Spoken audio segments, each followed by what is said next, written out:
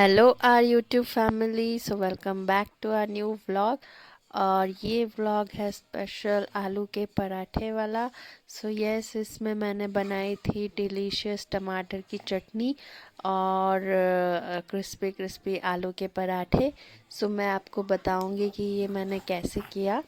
सो देखिए, यहाँ पर मैंने टमाटर और हरा धनिया के जो डंठल होते हैं, पीछे की जो हरी स्टिक होती है, उसे मैंने डाल दिया था। हरी मिर्च डाल दी थी।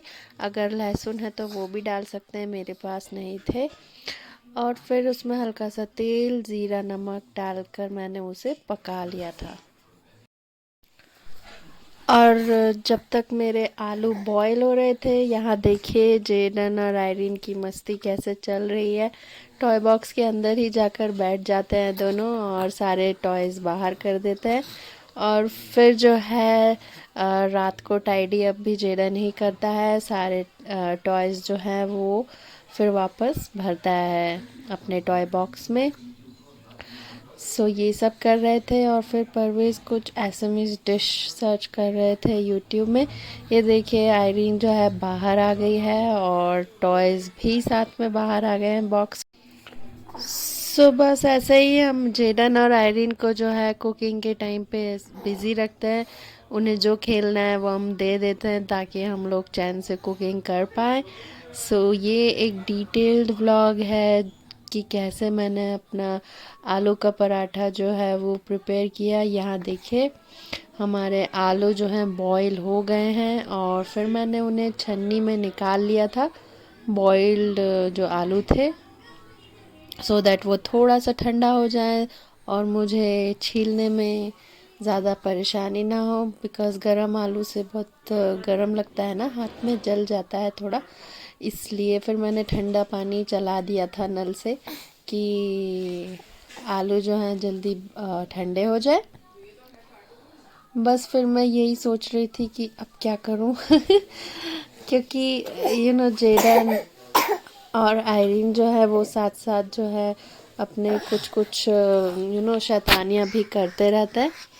और अभी भी आयरीन मेरी गोद में जो है यहाँ वहाँ हो रही है। सो ये देखिए, मैंने आलू छीलना शुरू कर दिया है। एक बोल में मैं छिल के रख रही हूँ ताकि मुझे फिर जो कचरा है वो उठाने की मेहनत ना करनी पड़े। मैं इस डिश से ही डायरेक्ट डस्टबिन में डाल दूँगी। सो ये देखिए, आलू जो है छिल रहे हैं। बिकॉज़ अभी जो नए आलू आ रहे हैं वो ना बॉईल होने के बाद छिलते नहीं हैं। बट ये वाले आलू काफ़ी अच्छे थे, बॉईल भी अच्छे से हो गए थे और छिल भी बहुत अच्छे से रहे थे। काफ़ी गर्म थे अभी भी, इसलिए जो है मेरे हाथ जल रहे हैं। और मैं फिर भी छीले जा रही हूँ। अब इतने सालों से खाना बनाते हुए इतनी तो आदत हो जाती है कि हमें उतना गर्म लगता नहीं है और हम लोग बस गरम गरम चीज़ें भी ऐसे ही उठा लेते हैं। सो बस ये आलू छिल जाएं, उसके बाद मैं सोच रही थी कि मैंने एक्चुअली रेसिपीज़ में देखा था कि ये जो होता है क्या ग्रेटर, सो ग्रेटर से ग्रेट करके अगर आलू हम करते हैं तो। और ये देखिए, यहाँ मेरे टमाटर भी गल कर वो हो गए थे, एकदम सॉफ्ट हो गए थे। तो मैंने वो चटनी का सामान भी ठंडा होने के लिए रख दिया था ताकि मैं उसे बाद में पीस दूँ। और साथ साथ अब बॉयल हुए जो आलू थे वो छिल रहे थे। और मैं सोच रही थी कि ये जो आलू है इन्हें मैं ग्रेट करूं या मैश करूं, क्योंकि मैंने देखा था कि ग्रेट करने से आलू के पराठे फटते नहीं हैं। सो मैंने सोचा मैं ग्रेट करूंगी आज। और फिर मैंने सोचा कि मैं आलू की ना सब्ज़ी भी बनाऊंगी, सब्ज़ी एज इन सूखी सी, सो दैट टेस्ट ना ज़्यादा आता है पराठे का। सो यहाँ मैं आलू भी छील रही थी और फिर मैंने अपने जो प्याज हैं, दो छोटे छोटे प्याज हैं, वो बारीक काट लिए थे ताकि मैं जस्ट ऐसे ही थोड़ा सा उसे फ्राई कर दूँ और आलू में सारे मसाले भी मिला दूँ। तो ना थोड़ा सा अगर हम सब्ज़ी जैसा बना लेते हैं तो आलू भी सॉफ्ट हो जाते हैं और पराठे का टेस्ट भी बढ़ जाता है। और मैंने क्या किया ना, एक हैक की कि मैंने थोड़े ज़्यादा आलू उबाले थे। सो दैट मेरा प्लान था कि मैं नेक्स्ट डे जो है सैंडविच बनाऊंगी। सो यही वाली आलू की जो सब्ज़ी थी सूखी, वो मैंने सुबह ब्रेड में और चीज़ स्लाइस के साथ बनाकर डालकर बहुत अच्छे सैंडविच भी बनकर तैयार हो गए थे। सो यहाँ देखिए ये मैं ग्रेट कर रही थी, बट मेरी ये जो ग्रेट करने वाली छलनी है, आई डोंट नो इसे क्या कहते हैं। सो इसे कर रही थी बट वो बहुत चिपचिपे से हो रहे थे, तो मेरा फिर मन नहीं किया और आगे करने का। सो मैंने सोचा चलो मैं इसे मैश ही कर लेती हूँ। सो मैंने इसे जो है साफ़ किया अच्छे से, मैंने एक एक कतरा निकाल लिया आलू का, और फिर मैंने सोचा चलो सॉरी अब इसे धो के रख देती हूँ और मैं अपना जो मैश करने का है वो निकालती हूँ, उससे आलू मैश कर लेती हूँ, वही सही रहेगा। पहले तो मैंने हाथ से ही मैश कर डाला, काफ़ी अच्छे से गल गए थे, इस वजह से जो है इतनी परेशानी नहीं हुई। और आलू काफ़ी अच्छे से टूट रहे थे हाथ से ही, बट फिर भी स्टिल मैंने वो मैशर यूज़ किया। ये रहा मेरा मैशर, और वो आज ही ये आलू मैश करते करते टूट भी गया। शायद मैंने ज़्यादा प्रेशर लगा दिया तो वो टूट गया। अभी मुझे थोड़ा नया चाहिए होगा, तो मैं सोच रही हूँ इस बार मैं लकड़ी का लेकर आऊँगी। ये देखिए इसका जो पकड़ने का है वो लकड़ी का है, बाकी स्टील का था। तो यहाँ पे कट से मुझे आवाज़ आ गई थी इसके टूटने की, बट फिर भी ये काम तो कर रहा था, थोड़ा लूज़ हो रहा था एक तरफ से, बट मैंने फिर भी उससे जो है ये सारे आलू मैश कर डाले थे। और पीछे ना जेडन भी बहुत परेशान कर रहा था, उसका कहना था कि वो यहाँ आकर बैठेगा और वो भी आलू को मैश करेगा। सो जो भी मैं करूँ उसे वो करना ही करना है। सो बस ये देखिए ये मैं बहुत अच्छे से प्रेशर दे दे के मैश कर रही थी, ताकि कुछ भी आलू के टुकड़े ना रह जाएं। और फिर ये तो मैं करूँगी, साथ साथ सब्ज़ी बनाने से क्या होता है ना, आलू और भी अच्छे तरीके से मिक्स हो जाते हैं, बिकॉज़ गर्मी में होती है ना, सब्ज़ी बनाते हैं तो उन्हें गर्मी मिलती है, तो बहुत अच्छे से मैश हो जाते हैं। अभी मैं आपको दिखाऊंगी कैसे मैंने जो है इसकी बहुत इजी वाली सब्ज़ी टाइप की बनाई थी। सो मेरे आलू ऑलमोस्ट मैश हो गए हैं। आपको देखकर लग रहा होगा कि मैं काफ़ी ताकत लगा रही हूँ, बट नहीं, बस वो ऐसा एक्सप्रेशन है, इतना ताकत मैं लगा नहीं रही। हाँ, वो पहले का जो नीचे आलू है उसको भी मैं मैश कर रही हूँ ना बार बार, सो इसलिए थोड़ा सा प्रेशर लग रहा था। और मैंने शायद प्लेट भी छोटी ले ली थी, सो आलू बाहर बार बार भाग रहा था, सो मैं उसे बीच में इकट्ठा कर रही थी। और आयरीन भी मुझे घूर रही है। हाँ, हंस रही है वो भी। और ये देखिए ये जेडन आके तैयार हो गया, वो भी देख रहा है कि क्या हो रहा है। और यहाँ आयरीन ने अपनी सिंगिंग प्रैक्टिस शुरू कर दी है। सो देखिए अब जेडन भी देख रहा है कि ये क्या हो रहा है। एक्चुअली मैं ज़्यादा बनाती नहीं ना आलू के पराठे, तो उसे पता ही नहीं कि क्या मैं कर रही थी। तो उसने भी खाया, बट ज़्यादा नहीं खाया उसने। आई थिंक एक 75% आलू का पराठा खाया था उस दिन, जो कि उसके हिसाब से ठीक है। मैंने उसे चटनी टमाटर की और सॉस के साथ खिला दिया था।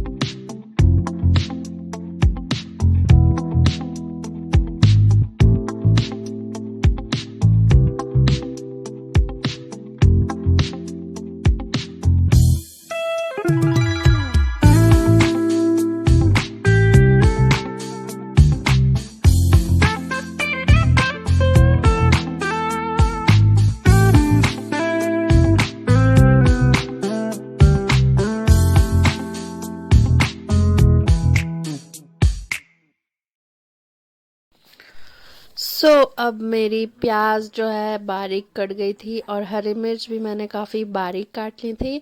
और ये मैंने कढ़ाई जो है चढ़ा दी है गैस पे। इस पे थोड़ा ऑयल डालूंगी, बहुत कम भी नहीं बहुत ज़्यादा भी नहीं। एक्चुअली थोड़ा सा ऑयल तो लगेगा, बिकॉज नहीं तो फिर आलू जो है चिपक जाएगा ना कढ़ाई पे। इसलिए मैंने ये छोटा जो चम्मच है तेल वाला ही, उसका 1.5 चम्मच यहाँ पे डाला था। फिर बस तेल जो है गर्म होने का वेट किया और ये देखिए मेरे ज़ीरा जो है वो फूट गए। और फिर मैंने जो है प्याज और हरी मिर्च डाल दी थी वहाँ पर पकने के लिए। तो अभी आप देखेंगे कि थोड़ी देर बाद जो है मैंने इसे बहुत ज़्यादा ब्राउन नहीं किया और इसमें ना हल्का सा नमक मैंने डाला ताकि ये जल्दी पके प्याज। तो ये भी एक हैक है जो मैंने टीवी से ही सीखा है और मेरी मम्मी ने भी मुझे बताया था कि प्याज में अगर नमक डाल दें तो वो जल्दी से गल जाती है, जल्दी से पक जाती है। ये देखिए मेरी प्याज जो है हल्की हल्की ब्राउन हो गई थी। और मुझसे एक गलती हो गई कि मैंने प्याज में ही मसाले डालने थे, बट मैंने पहले आलू डाल दिया। अगर मैं प्याज में ही मसाले डाल देती ना तो वो आलू में बहुत अच्छे से मिक्स हो जाते। बट अब मुझसे गलती हो गई थी तो मैंने सोचा चलो अब अभी डाल देती हूँ। मैंने ज़्यादा कुछ नहीं, नमक, हल्दी, ज़ीरा पाउडर, धनिया पाउडर और काफ़ी सारा चाट मसाला इसमें डाला था।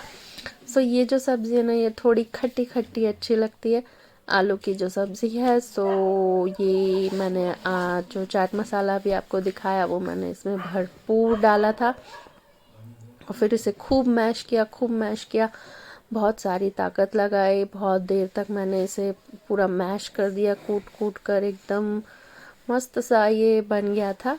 आप देख रहे होंगे मैंने काफ़ी ताकत लगाई है इसमें और ये मैं दिखाने की कोशिश कर रही थी बट मुझे समझ नहीं आया मैं दिख भी रही हूँ कि नहीं। और यहाँ जेडन फिर आ गया था मसालों को इधर उधर तहस नहस करने। उसकी यही कोशिश रहती है कि मैं कैसे परेशान करूँ, क्या फेंक दूँ, क्या बिखरा दूँ ताकि मम्मी का मेरा काम बढ़ जाए। अब बस बच्चों का तो यही काम है कि वो काम ही बढ़ाते हैं। और फिर मैंने ये ढेर सारा इसमें धनिया काट के डाल दिया था, बिकॉज़ धनिए का तो एक अपना अलग ही क्या बोल सकते हैं जगह है खाने में, इंडियन खाने में। अरोमा के साथ साथ जो फ्लेवर आता है आपके खाने में वो मैं क्या ही बताऊं। मैं तो धनिए की बहुत बड़ी फ़ैन हूँ, इसलिए जब भी सब्ज़ी आती है तो मेरे पास में एक बड़ा सा गट्ठा आता ही है धनिए का। और मैं जो है इसकी डंठल भी अलग तोड़ कर रखती हूँ ताकि मैं चटनी या किसी ग्रेवी वाली जो सब्ज़ी होती है उसमें मैं ये पीस कर डाल पाऊँ। मैं धनिए का कोई भी पार्ट वेस्ट नहीं जाने देती, सबका मैं फ्लेवर डालती ही हूँ, यूज़ कर ही लेती हूँ। पत्तियाँ तो खैर यूज़ कहीं भी हो जाती हैं, बस उनके में वो जो डंठल होते हैं, डंठल का मतलब स्टेम, उसके स्टेम भी मैं फेंकती नहीं हूँ, उन्हें भी मैं रखती हूँ। और आई थिंक 1 से 2 हफ्ते तक वो आराम से रहते हैं। आप भी रख सकते हैं और ग्रेवीज़ में पीस कर डाल सकते हैं या कोई चटनी आप बना रहे हो उसमें भी। आपका वेस्टेज कम होगा और धनिए का भी आप प्रॉपर यूज़ कर पाएंगे, बिकॉज़ धनिए में पत्ती तो बहुत कम निकलती है, डंठल ही ज़्यादा होते हैं अगर हम देखें तो। ये भी मेरी मम्मी ने ही मुझे बताया था, मैं बचपन से देखती आती थी कि वो भी डंठल का काफ़ी यूज़ करती थी। मैं भी करती हूँ और बिलीव मी वो बहुत अच्छा फ्लेवर देता है। और फिर जो है मैंने सोचा अब टाइम हो गया है कि मैं आटा भी गूँथ लूँ। मैंने काफ़ी हार्ड आटा गूँथा था। पराठे के लिए ना सॉफ्ट आटा कभी मत गूँधिएगा, बिकॉज़ सॉफ्ट आटा गूँधेंगे तो वो फट जाएगा। इसके लिए आयरीन मेरे सामने बैठकर बहुत ज़ोरों से हंस रही है, इसलिए मुझे भी हंसी आ गई। यहाँ देखिए मैं अपना हार्ड वाला आटा जो है गूँध रही हूँ। हार्ड आटा गूँधने के लिए क्या होता है ना, मैं धीरे धीरे पानी डालती हूँ और आटे को जो है 3-4 पार्ट में डिवाइड कर लेती हूँ, फिर 3-4 पार्ट अलग अलग गूँध कर फिर उनको एक साथ मिलाकर फिर पानी से उसकी अच्छे से मसाज कर देती हूँ। और ये देखिए मेरा आटा फिर तैयार हो जाएगा। मैं इसमें भी काफ़ी ताकत लगाकर मैंने ये बनाया था, क्योंकि अगर आटा हार्ड है तो आपको थोड़ी ताकत भी लगानी पड़ेगी। सो मेरा ये बर्तन भी पूरा साफ़ हो गया था। मैंने इतना इसको मसाज दिया कि आटा कुछ रह ही नहीं गया बर्तन में चिपका वाला, और सारा कुछ अच्छे से गूंद गया था। सो ये मेरा जो है आटा बस गूंद के तैयार होने ही वाला है। फिर मैंने इसको ना 10 मिनट के लिए रख दिया था। मीनवाइल सब्ज़ी भी जो है ठंडी हो रही थी, क्योंकि गरम सब्ज़ी तो आप भर नहीं सकते। तो बस 10 मिनट के लिए रख के मैं चली गई थी हॉल में। थोड़ा सा मैंने भी रेस्ट कर लिया, बिकॉज़ किचन का काम करना इतना टफ नहीं है, बट 2 बच्चों के साथ बहुत हेक्टिक हो जाता है। सो बस ये देखिए अभी जेडन फिर से आके यहाँ खड़ा हो गया है कि मैं क्या तोड़ दूँ क्या फोड़ दूँ। और देखिए उसकी नज़र अब आटे पे है कि मैं ये आटा बिगाड़ देता हूँ। सॉरी, बट फिर मैंने उसे ये मौका नहीं दिया। मैंने आटा जो है दूर कर दिया और अब मैं जो है चटनी पीस रही हूँ, बिकॉज़ पराठे से पहले चटनी तैयार होना बहुत ज़रूरी है। बिकॉज़ पराठे जैसे ही बनकर तैयार होंगे मैं जो है सबके लिए लगा दूँगी। सो उसके पराठे बनने के बाद अगर मैं चटनी पीसूँगी तो फिर पराठे ठंडे हो जाएंगे। इसके लिए मैं पराठे बनाने के पहले ही ये चटनी जो है पीस रही थी। सो ये मैंने पैन से जो है इसका ये पूरा मटेरियल निकाल के मिक्सर में डाल दिया। फिर जो है मिक्सर चला तो जेडन को मज़ा आ गया। उसे बहुत मज़ा आता है जब भी मिक्सर चलता है। सो ये देखिए मैं उसके साथ खेल भी रही थी साथ साथ, और उसे भी मज़ा आ रहा था। और फिर मैं क्या करती हूँ ना, जिस पैन में मैंने ये टमाटर पकाया है उसमें थोड़ा पानी डालकर मैं उसमें जो तेल है वो भी सब चटनी में मिला देती हूँ, बिकॉज़ थोड़ा पानी तो हमें डालना ही पड़ता है चटनी को स्मूथ करने के लिए। सो ये देखिए मेरी चटनी ऑलमोस्ट बन गई है। अब मैं क्या करूँगी, उसे बोल में निकालूंगी और फिर जो बचा हुआ है मिक्सर के जार में चटनी, उसे मैं पानी डालकर एक बार चलाकर फिर निकाल लूँगी, सो दैट मेरा एक भी कतरा वेस्ट ना हो टमाटर का। मुझे पर्सनली टमाटर की चटनी बहुत ज़्यादा पसंद है, इसलिए मैं उसका एक भी चम्मच वेस्ट नहीं होने देती और बहुत शौक से मैं खाती हूँ। बचपन से ही मुझे बड़े बहुत ज़्यादा पसंद है ये टमाटर की चटनी। बट आज लहसुन नहीं थे तो मैंने बिना लहसुन के ही ये बना डाली। बा बा बा बा ये देखिए चटनी बोल रही हूँ मैं।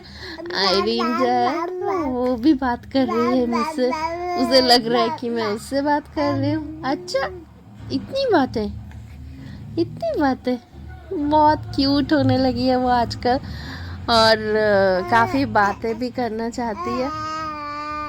और अभी जो है रात के 12:30 बज रहे हैं और वो मुझसे ऐसे बैठकर बातें कर रही है। अच्छा ये देखिए मेरी चटनी जो है बातों बातों में ही बनकर तैयार हो गई थी।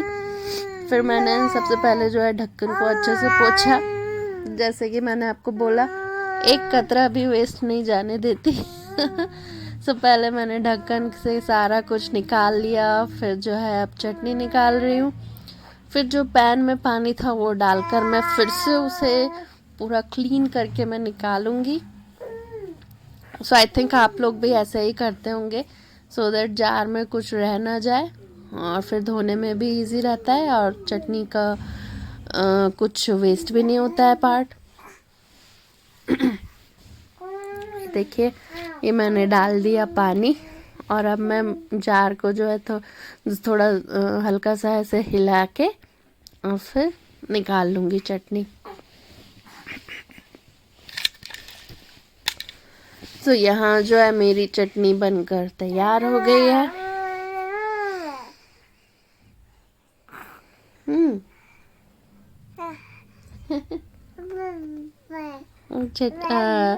बार बार मैं आयरिन को चटनी बोल रही हूँ वॉइस ओवर करते करते।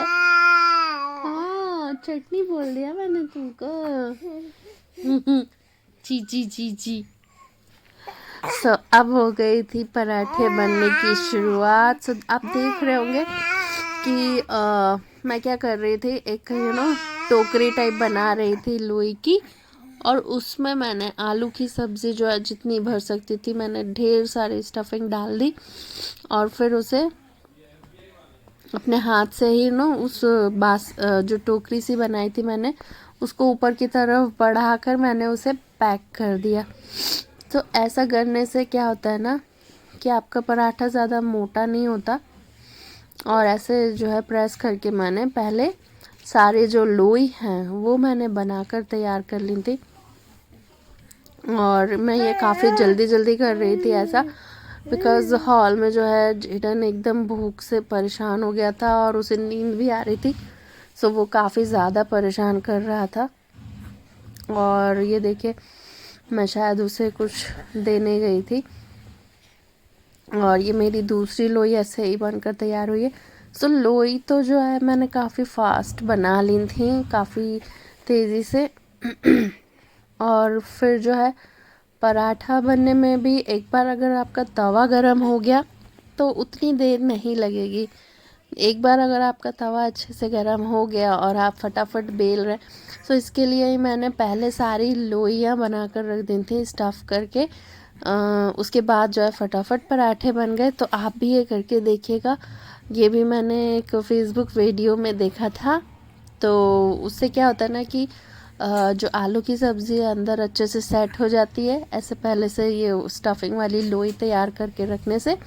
सो फटाफट मेरी लोइयाँ जो हैं तैयार हो रही थी, और फिर जो है मैं अपने पराठे एक साथ बेलूँगी। सो ये भी एक हैक है जो मैंने फेसबुक वीडियो से देखा कि मतलब अगर आप एक पराठा बनाएंगे फिर वो स्टफिंग डाल के फिर से लोई बनाएंगे तो वो काफ़ी लेंदी भी होगा, आपको टाइम भी ज़्यादा लगेगा, और तवा जो है खाली भी रह सकता है। सो गैस भी आपकी काफ़ी वेस्ट होगी। सो इस हैक से क्या है कि आपकी गैस भी कम लगेगी, पराठे भी जल्दी बन जाएंगे। सो मुझे तो ये काफ़ी अच्छा लगा ये आइडिया कि पहले ही लोई वाली स्टफिंग तैयार करके रख लो और फिर अपने पराठे जो है फटाफट बन जाएंगे। बट अगर आप बहुत ज़्यादा पराठे बना रहे हैं तो मैं कहूँगी आप आधी लोइयाँ बनाइए, बिकॉज़ बहुत देर तक रखने से भी आटा नमक छोड़ने लगता है और लोइयाँ जो है वो चिपकने लगती हैं। सो 5-6 बना के रखना इज़ ओके। सो एक बार में आप 5-6 लोइयाँ बना सकते हैं। मुझे तो टोटल 5-6 पराठे ही बनाने थे, तो मैंने एक साथ ही अपनी सारी लोइयाँ तैयार करके रख ली थी। और अब तैयारी हो गई थी बेलने की, the most critical part of making आलू का पराठा। सो ये देखिए अभी जेडन जो है वो आके देख रहा था कि अभी मम्मा क्या कर रही है। ये वो रो भी रहा है, काफ़ी परेशान कर रहा था और मुझे बेलने भी नहीं दे रहा था। सो ये देखिए टचवुड मेरे पराठे इतने अच्छे बने थे उस दिन, बिल्कुल भी नहीं फटे, बिल्कुल भी परेशान नहीं किया आलू के पराठों ने।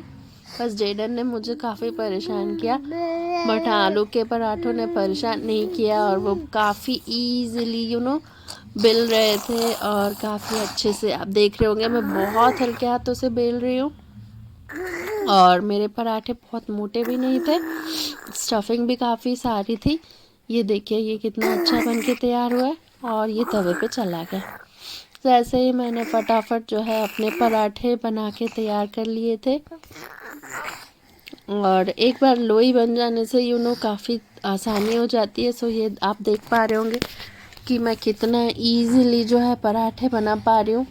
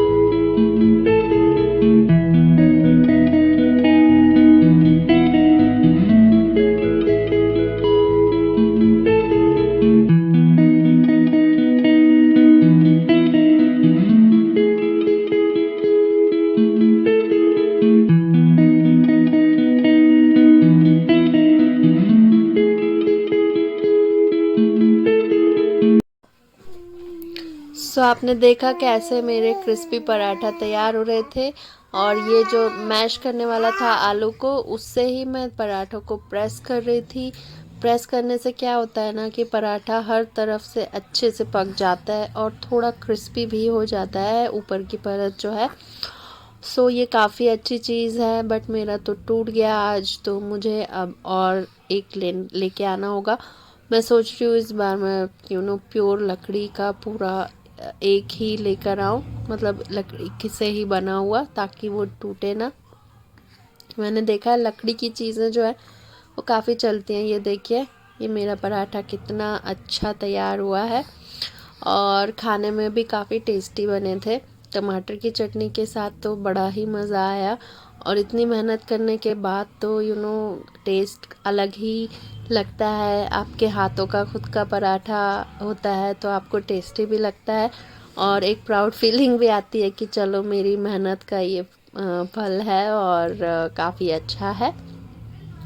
सो मेरा ये जो आलू के पराठा बनाने का प्रोग्राम है, मैं आपको क्या बताऊँ, ये मेरा 1 साल से चल रहा था। बट मैं आयरीन को लेकर प्रेग्नेंट भी थी और ऑफिस का काम, सो मुझे टाइम ही नहीं मिलता था। बट आज मैंने सोच लिया था कि दीदी भी नहीं है, तो आज तो मैं पराठा बना कर रहूँगी। मेरा इतना मन था काफ़ी टाइम से, कितने महीनों से मैं बता भी नहीं सकती।